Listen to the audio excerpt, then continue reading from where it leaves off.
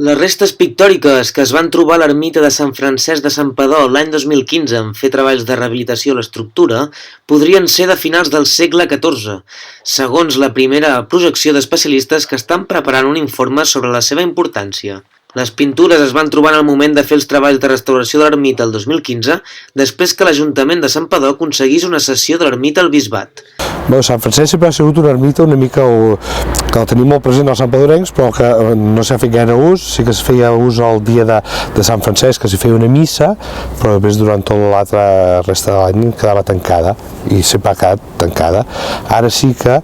amb el bisbat vam arribar a un acord que ens feien una sessió a l'Ajuntament de Santpedor perquè nosaltres, a canvi de fer la restauració, doncs poguéssim també fer un ús d'aquesta ermita. La restauració es va dividir en dues fases i es va haver d'aturar per fer una primera prospecció de les pintures, tot i que després es va decidir que va de consolidar l'ermita abans de fer l'informe final.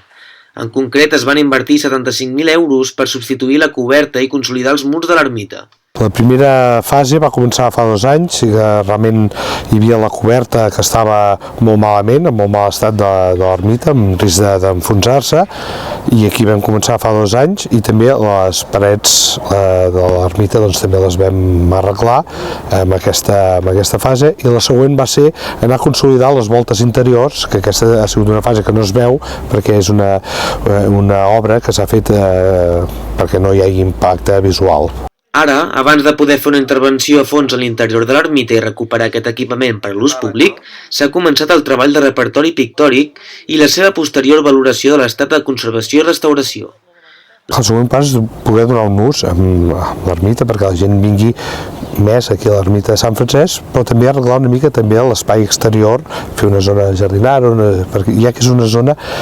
que per venir a passejar és un lloc molt agradable, i després aquí dins doncs, hem de veure a l'hora de fer concerts o de fer alguna activitat també que també s'hi pugui fer. L'Ajuntament encarregarà un estudi previ que determini la importància i autenticitat de les pintures. Això permetria accedir a la convocatòria del Departament de Cultura per fer les obres de restauració que s'obrirà properament.